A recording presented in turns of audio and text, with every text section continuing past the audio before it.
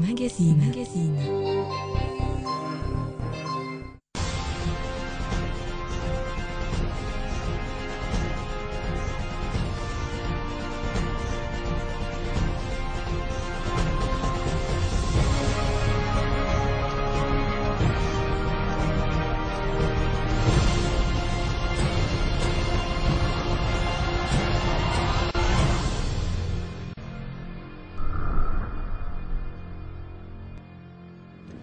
Vous avez raison de choisir Télé 50, surtout ce magazine décryptage, l'actualité, l'éducation en République démocratique du Congo redevient une priorité des autorités nationales, tant celle de l'exécutif national que celle du Parlement.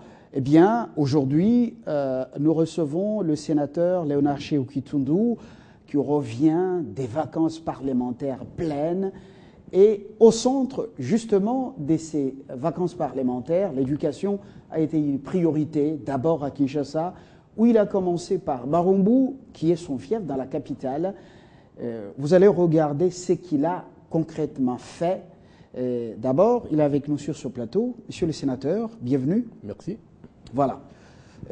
Nous suivons ces documents dans notre commentaire sous les images ou sur les images de Dan Landou. Et puis après, c'est pour commenter justement.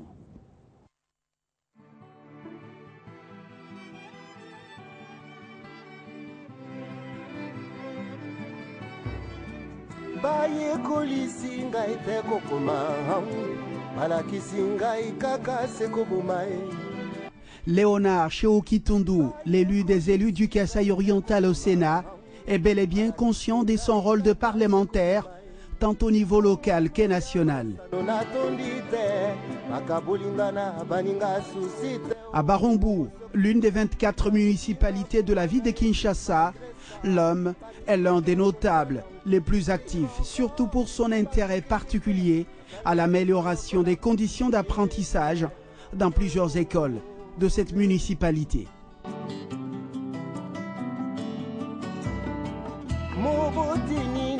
Les actes qu'il a individuellement posés, d'autres fruits d'un plaidoyer qu'il a mené et continue à mener auprès du gouvernement de la République et de partenaires au développement sont encore visibles.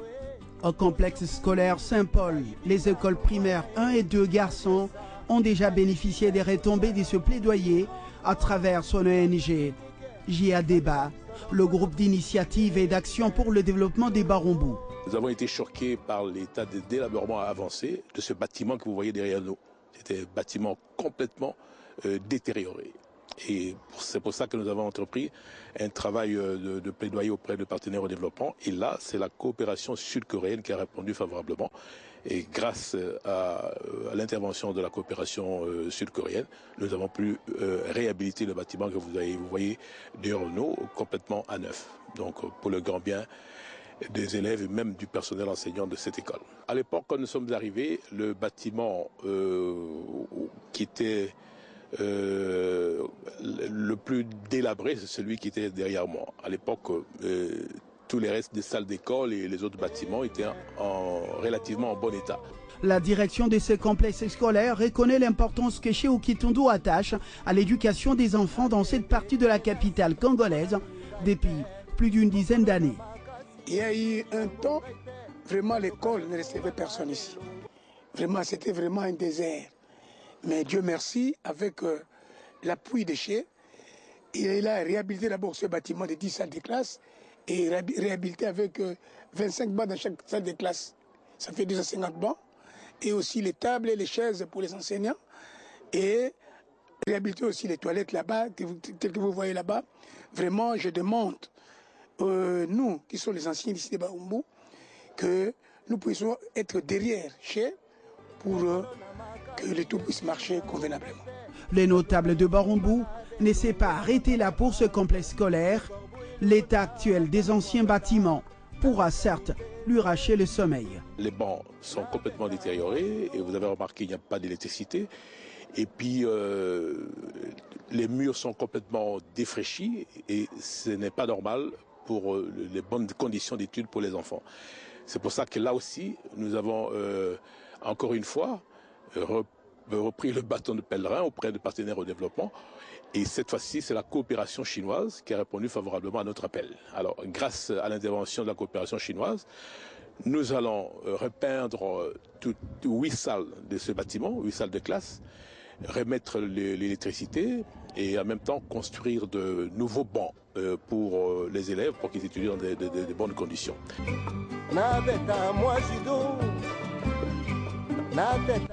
Non loin de là, c'est l'école primaire Saint-Charles-Luanga. Ici, 4 bâtiments et des toilettes ont été entièrement réhabilités par le Fonds social de la République et la Fondation Bralima grâce au lobbying des Cheo Kitundu. C'est grâce à lui que nous avons eu le financement d'un côté de la part de Bralima et de l'autre du Fonds social. C'est lui qui a mobilisé les 10% demandés aux 2 écoles. Et comme nous sommes des écoles démunies, c'est lui qui a tout fait pour que ces 10% soient versés et que les travaux puissent commencer. C'est grâce à lui que ces écoles ont été réhabilitées. Il porte un intérêt particulier à l'éducation de la jeunesse. Ça, c'est sûr, bien qu'il ne soit pas le lieu de Barumbo. En tout cas, tout le monde lui soit reconnaissant sur ce plan-là. Et c'est la Banque commerciale du Congo BCDC qui était intervenue financièrement à la demande du sénateur avec les 10% comme montant exigé par le Fonds social de la République. Mais ce bâtiment des 4 salles de classe et celui abritant les bureaux attendent à leur tour la réhabilitation. Nous voulions que ce bâtiment soit réhabilité parce que notre intention, nous voulions avoir aussi dans ce même complexe l'école gardienne et puis une salle pour l'informatique aussi. Au-delà de ces besoins, les dirigeants scolaires, les enseignants et les élèves font face à un incivisme grandissant dans ce quartier. Autre problème aussi avec les jeunes du quartier, ils viennent abîmer tout ici. À 6 heures déjà, ils sont là en train de fumer du chanvre, les odeurs de là-bas, et faire des caca partout. Vraiment, ça ne va pas. Ils nous agressent même. Vous ne pouvez pas parler parce qu'avec eux. On ne comprend pas. Je ne comprends pas. Je n'ai jamais vu un quartier pareil.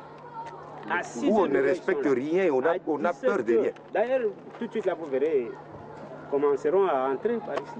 Juste après la réhabilitation, les voisins se sont arrangés pour barricader les caniveaux que nous avions construits pour amener toute la quantité d'eau vers le fleuve. Et ils en ont transformé en, je ne sais pas, en salle de toilette, etc. Ça, c'est un. Des deux, les habitants du quartier, dès que nous terminons les cours, ils envahissent l'école et ils font n'importe quoi ici. Jusqu'à détruire, voilà la peinture maintenant. Et voilà les vitres telles qu'ils sont. Donc tout est cassé. Et même si on faisait plainte à la commune, c'est comme s'il n'y a pas de réaction. À l'école Gamma, le sénateur Cheo Kitundu avait réussi à convaincre Vision Mondiale et la coopération sud-coréenne en 2011 à rééquiper cet établissement scolaire avec plus de 300 bancs, une bibliothèque et l'équipement des jeux pour enfants. Mais actuellement, les toilettes et les points d'eau sont parmi les urgences. À Saint-Jean-Bosco, le sénateur Cheo Kitundu est allé s'enquérir de l'état actuel de ce bâtiment réhabilité en 2009 sur financement de la Fondation Bralima qui était tout oreille à sa demande. Ici, un effort est déployé en termes de maintien de la propreté.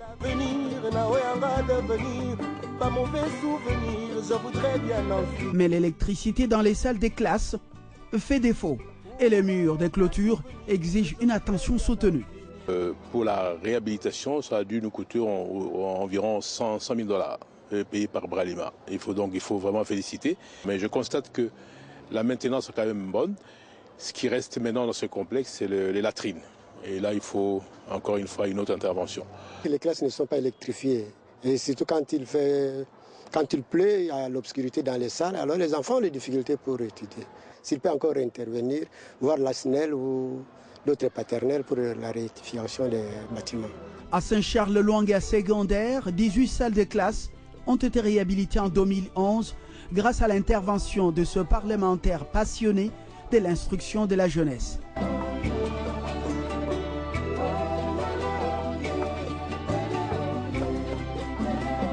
Au complexe scolaire Saint-Paul des Filles, devenu une école mixte, Shehu Kitundu a équipé il y a quelques années les différents services scolaires en matériels informatiques. Mais l'environnement actuel de ce patrimoine a été une grande surprise, mais pas tout de même agréable pour le sénateur. La crasse, l'absence des murs de la clôture est leur train des malheurs.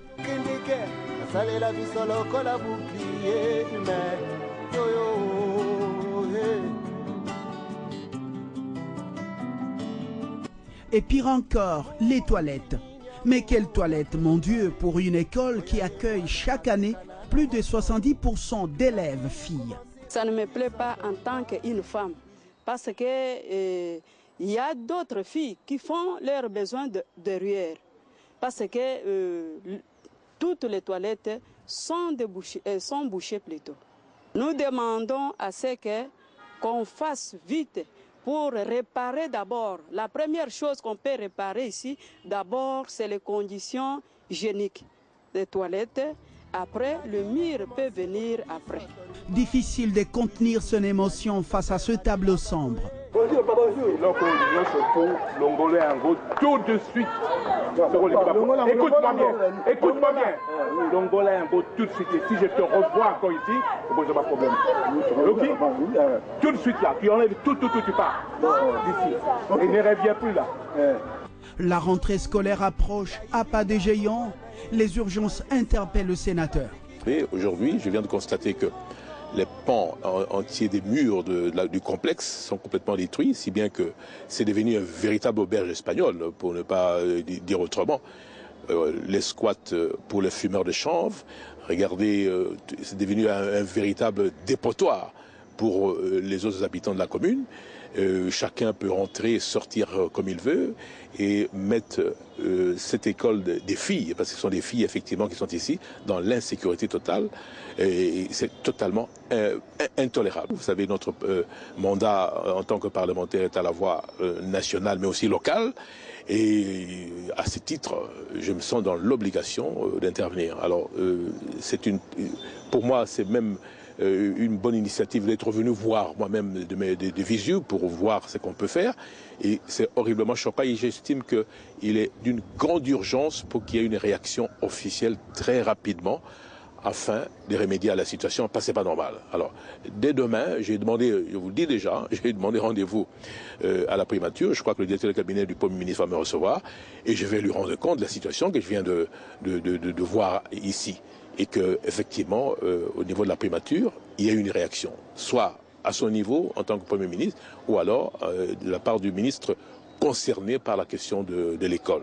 C'est totalement intolérable. Cette série de visites dans les écoles à Barambou entre dans la droite ligne de son programme des vacances parlementaires du 15 juin au 15 septembre 2014. La jeunesse, fer de lance de toute une nation, prendra demain la forme que les adultes lui impriment aujourd'hui. Les conditions d'apprentissage sont un des facteurs non moins négligeables et le sénateur Shehu Kitundu l'a très bien compris. C'est une petite visite, une espèce de tournée de popote pour voir un peu ce que nous avons réhabilité grâce à l'intervention des partenaires pour voir si la maintenance a été bonne et s'il y a d'autres besoins qui s'ajoutent et pour lesquels une intervention, encore une fois, soit des pouvoirs publics, soit des partenaires s'impose. Et donc cette tournée m'a permis de me rendre compte réellement de ce qui ne va pas et de ce qu'il faut faire pour la suite. Comme annoncé, 24 heures après cette tournée, le sénateur Shehu Kitundu a été reçu à la primature où il a fait part au Premier ministre de toutes ces urgences. La réponse du chef du gouvernement est prompte. Matata Ponyo, qui se veut pragmatique, va bientôt passer à l'acte avec son ministre de l'enseignement primaire, secondaire et professionnel, Maker Mungu Famba. Un motif de soulagement pour le sénateur Shehu Kitundu qui salue la promptitude avec laquelle le gouvernement central a réagi à son plaidoyer. Aller à l'école comme jouer au Nintendo comme... Voilà, le document est là. Qu'est-ce qui explique justement ce réveil en faveur de l'éducation des enfants congolais? On veille... Et surtout votre passion pour ce secteur. On veille, je ne sais pas, mais je pense que